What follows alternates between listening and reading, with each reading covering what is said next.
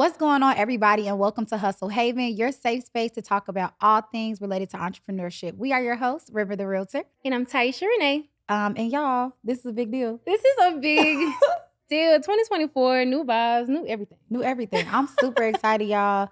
We're going to get into a little bit more about what y'all can expect. But let's just hop right into, today's episode. Today's topic. Let's give it to them. We coming fresh with a topic. No introductions.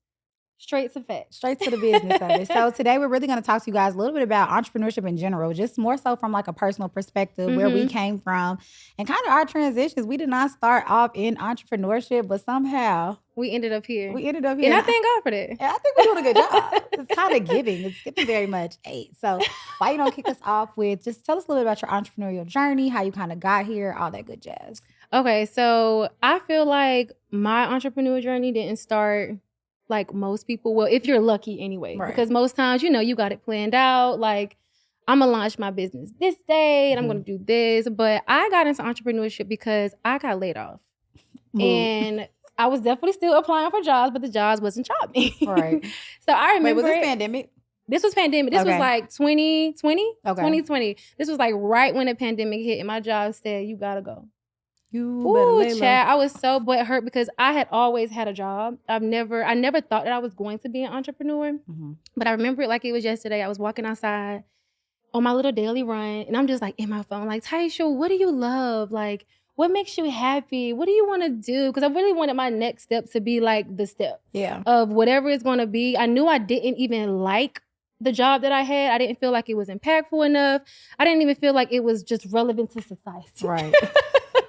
So I ended up on real estate. I had always wanted to be a realtor, even in college. I just never took the necessary steps because I was living in New York first. Okay. And I did meet with my realtor who helped me move there. I did meet with her just trying to get in background on New York real estate. And I was like, no. Yeah. I didn't like New York real estate. New York is like a whole different vibe. I feel like that's a whole nother ballpark. I feel like it's like a gang. Like you gotta be either sworn in or you gotta be born in. Yes, and it's mostly it's just not. It was not given. So I was like, you know what, I'm not doing that. I ended up moving to Atlanta, not planned. I just ended up here by the grace of God. And I was like, you know what, I'm gonna do real estate. So I got laid off in May, and then in June I enrolled in a class. From June to August, I took the class, passed the class.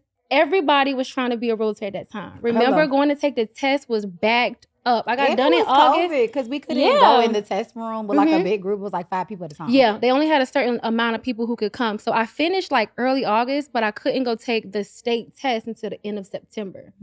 So 2 months from taking your course and then going to take the test is crazy to me. I don't even remember what I wore yesterday. So it's like trying to remember all the information. All that information. It was insane. But I will say that I locked in. Like every day was like at least an hour, but it was really more than an hour. It was like, I don't have nothing else to do. It's COVID. This is your life. I'm not outside. So I was like taking courses, looking at videos, like doing my research for people who are ages, looking at what brokerage I want to be at when I do pass the test. Period. And I was getting a little discouraged because, if you look at a lot of real estate videos, you see like, I failed 5 times. And I'm like, girl, I'm not going to take that test. And people don't realize you got to take that test every time. What, it was like $170? Yeah, no. Broke, no job. I can't afford that, baby. I don't even got a job.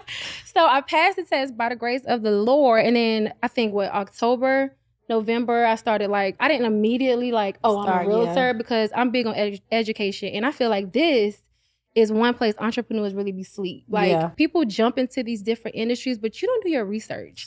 Like if you're gonna get into something, do the education. When I first got my license, I took every class, every course, looked at every YouTube video, everything that you can do. So I know that when I do first get my client, it's on and it's popping and it's up. It's on. So after I got my license in September, I had my first closing in May. So that tells you right there how I was eating oodles and noodles, baby, from October 2020 to May 2021. Literally. And that's my journey. And now I'm here. I love this. I think it's so crazy because I feel like the entrepreneurial journey, especially on the real estate track, always kind of looks the same if you're what I call a pandemic realtor. Yeah. I too. That's a thing. I'm a pandemic agent, yo. Like I literally was working at a bank, which, I mean, I don't know if y'all can tell right now, but as we get further along in this podcast, y'all will see I was not built to be at nobody's bank, okay? They're like, you need to cut your nails. You need to take off that wig. Like, first of all, mind your business, okay? They're like, we're conservative. And it's like, okay. And so I ended up getting laid off for the pandemic, but it was crazy because pandemic was like 2020. I got laid off in like summer 21. I'm like, Oh, you had some time. Y'all They really, didn't cut you immediately. but y'all should have, because now y'all just egging me on. I'm thinking I'm going up in the ladder, like, and I had started taking the real estate class because the pandemic showed me like people are getting laid off, like your job is not secure anymore. So I'm like, nothing okay, is secure. the pandemic showed me like if you think you got it on lock, you don't. And that's why I was like, let me do something. My parents are in real estate, but like again, I just do what I want to do. So my mom had been saying do real estate.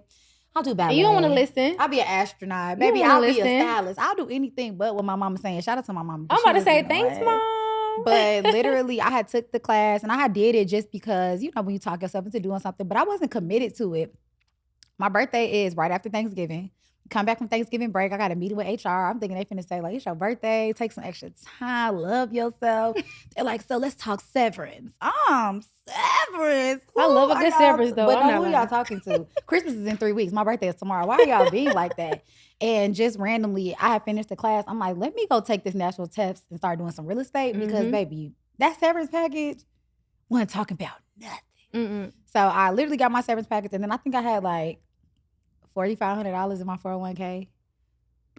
You took it out? Girl, yeah, I was broke. Give me that. I had to take it out, and I did the real estate class. And after that, like you said, like when you don't have that security anymore, I had to depend on it. Now it's like, okay, let me figure out how to really make this work for myself. But I also know, even though I hated my job, I would have never let security go to chase a dream. Right. Like being a top producing agent or being an entrepreneur, that was a dream. Yeah. Oh, I can get up when I want. I can work when I want. I can do this when I want. You know, but that's the thought process. So that's kind of, I was forced into entrepreneurship, kind of similarly to you. Like when your back is against the wall, that's all that I really had. I was applying to jobs. They were saying crazy things to me, like $18 an hour to hell you go, because I'm not doing that. So I had to figure out how to make entrepreneurship work. And let's get into that though, because I feel like I was applying for jobs, but I literally thank God that I did not get a job. Same. Because had I gotten a job, my little salary position, I got my insurance, I'm chilling, I probably would have not gone as hard as I had to go for real estate because I would have been comfortable. And I think being an entrepreneur, like people forget, like you literally have to bet on yourself because it's like you don't have a manager saying like, okay, do this and do that. Here's your timeline. Here's your project. Work on this, work on that. It's like, okay, self. What do I need to do? Poor. How do you get unpoor? Like that's literally the mindset behind entrepreneurship. And so I'm grateful for it because I feel like that back against the wall kind of thing helped me. But I think also like it's just the transition itself was just a journey. Like it was very humbling. It was such a humbling experience. I'm still a humble servant. I am still like, that was such a humbling experience. Like I'm not saying like quit your job. Never. Oh, like, no. If you're not losing your job, don't quit your job until you get your first check at least. Because like you said, you have $4,500 in your 401k. I don't know how much money I had, but it was not a lot. And I did not know that we were supposed to have, 6 months saved up. Just in case you don't make a sale, I did not have it, baby. And it was such a humbling experience because before, I have never been the type to ask anybody for anything. You know, those type of people who just like, I'm going to get it, like, I don't remember the last time I asked my parents for anything. Yeah. But I remember like literally like, not because, you know, my parents can't give it to me. I just was like shaking. You don't want to. I'm like, oh my God, like I'm so nervous. Like I don't want to ask my mom for like this money. And you haven't moved to New York and kind of doing your own thing. Yeah. Like you had already jumped off the porch. So it's like, I'm going backwards. Exactly. Like, no, I'm like, you're supposed to be this independent woman. Like you're this boss. I remember like talking to my mom and it was literally no hesitation. She was just like, how much do you need? Like she immediately wrote the check and it was the day before the rent was due. Well, I'm about to say something. Let me stop saying that my mama did. She makes me a little dusty. No, it was the day before the rent was due and I had no choice but to ask. So baby, I was going to be kicked out. I feel like that, like I said, that back against the wall mentality, I think it really does separate the entrepreneurs that have to grind for it and the ones that just kind of like, I'm going to play around with it. I'm going to see what happens. But like if it works, it works. That's it. That's all that you have. What would you say like your biggest, like for people who are in that transitional period, even if it's not from just straight corporate or straight like, what is it, W-2 to be an entrepreneur? Like what type of advice do you think you have for like transition? 2 things. And I said it before, education. Educate yourself. Take every class, take every course, talk to whoever you need to talk to. Like educate yourself because when business picks up, you probably won't have the time and then you really don't know what you're doing. Secondly, seek mentorship. Because I think that definitely helped me in a significant way. A good mentor. Because not all mentors are created equally. Everything that glitter ain't gold, child. Okay, it's not. I lucked up by the grace of God with an amazing mentor who was able to help me around those hurdles that typically entrepreneurs, I feel like face. I feel like because I had that person, like I knew like, oh, let me go get my business account. Like, oh, let me make sure I'm filing my taxes. Like all of these things that I could have forgotten. Yeah. Or had I been just kind of in it by myself and not really knowing, I would have like been behind on. Yeah. So I do think having a good mentor as an entrepreneur can really set you up because they can teach you what they learn so that you don't do the same thing. You don't do the same mistake. Mistakes are not meant to be made multiple times. Exactly. Like, I literally feel if you can avoid it. If you can't avoid it, I have to echo your sentiment. I think education is like my big tip. I'm education buff. Anybody that knows me knows before I got laid off that job, I was in school. Okay. Period. I was working for 5 to 10 years. I was in school forever. Like I feel like I never got a break, but I graduated college in like 2 years and 9 months. I got my master's degree in like a year and it was a 2-year program. Like education is literally key. And I think that's how you, again, get over those hurdles and don't make those same mistakes. I started real estate and I was like moving so fast that when somebody really did come up to me and ask me like, oh, I want to buy a house. I'm like, oh, I got you. I don't got you though. Like I'm gonna tell you I got you, but I really did not know what I was doing because I'm just too busy like going through the motions. I don't even know what I don't know. And so that's why I think no matter like what field you go into, like understand your clientele, understand how to build a business, understand the back end structures. If your back end is not right, your front end is gonna be towed down. Like it's just not gonna be right. So super big buff education. And I think the other thing is like really just be open. Like there's gonna be so many things that you plan. There's this thing my mom always says, like man plan, God laughs. Like, because I thought I was going to be Taisha Mack from the game. I thought I was going to be a sports agent where my athlete's son didn't know. First of all, I have no children. I'm not even in a sport, like none of that stuff. Like you plan for these things and God will literally laugh and humble you. And I think that's something you got to remember in entrepreneurship. Like be open to, you know, falling a few times and learning those lessons and making those mistakes because I feel like the mistakes I made helped me pivot. I have made some mistakes, y'all. Like, we'll talk offline on those mistakes. But I have made some horrific mistakes and I've made some costly mistakes. Like I have made some mistakes that had me on the phone with my brother like. And when you start losing that money for real, that's when it's like, all right, something got to give. Especially when you broke and you losing money. It's just like, now, come on. You taking somebody else's money now. This is crazy. So I think just be open to the lessons that you learn within entrepreneurship and just be ready that when it's your time. It's your time. It's your time and it's going to come. And it might not be today. It might not be tomorrow. It might be 2 or 3 years from now, for real. But if you really, really want it and that's your passion, you're going to continue to do it. Of course, you may have to find another source of income from the time being, but that doesn't mean, okay, since I need this job, let me quit this. You find the time. Because full transparency, y'all, I still work in corporate. I am still a corporate baddie. I still have a 9 to 5, but you know what I'm doing before 9 o'clock, real estate. You know what I'm doing after 5 o'clock, real estate. And sometimes in the 9 to 5, real estate, a lot of the times actually. Don't scream me. No, I always admire that about you because you've always had a job and still been a top producer in real estate. Now, I tried to get a job. They don't like me. I don't know what it is, but like corporate is like, girl, please, like find something better to do. And I did. So I think that's great, but I think that speaks to it. Like, even if you are going on an entrepreneurship journey, do not quit your job. Like, I think anybody who has a job and also has a business who says like, oh, I can't do both. Because of this, quit the entrepreneurship. It's not for you. Yeah, it's truly, I do not believe or like understand or relate to anybody who's like, it's just too much. If you really want it, yes, it can be a lot, but if you want it, why not give it your all? Like if you got to be up until 2 or 3 o'clock in the morning and do that, I don't do that, respectfully.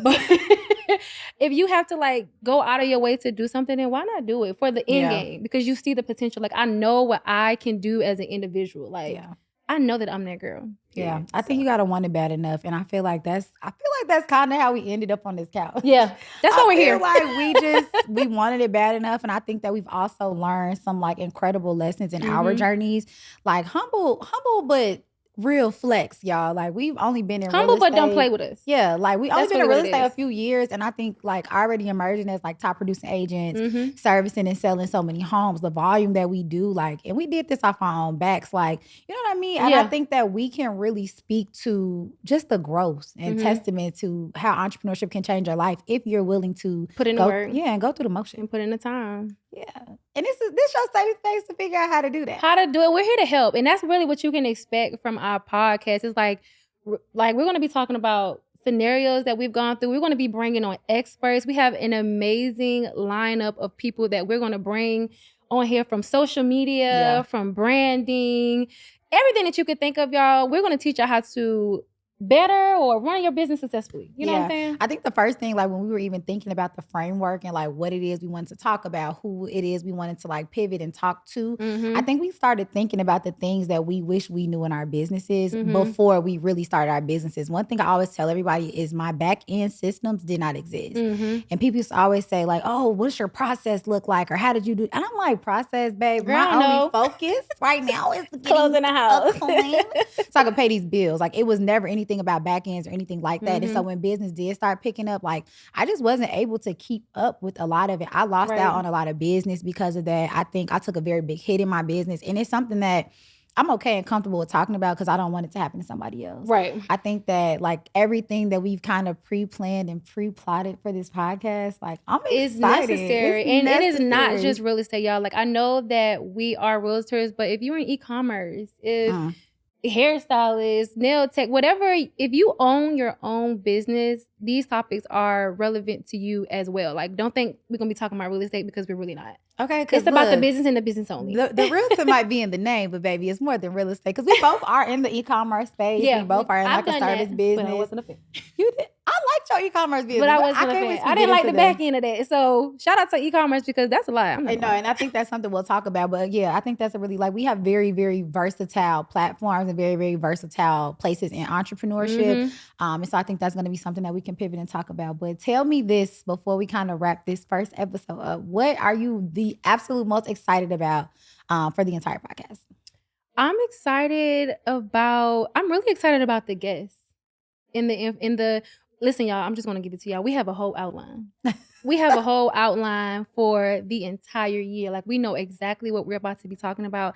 And I think every topic is so important, from like mental health, social media, like all these different type of things. I'm just ready to like give it all. And the people that we have lined up, I'm even more excited about that. So I'm ready for this podcast to be an asset to everyone who listens, and for the listeners to give us their feedback, tell us what they're thinking so that we can continue to grow it and make it better. But I'm excited for just the topics that we have lined up because it's necessary. I love that. I think, and one thing y'all will always notice is like, we be thinking the exact same thing and it always comes out like that. I think you said something great, like being an asset.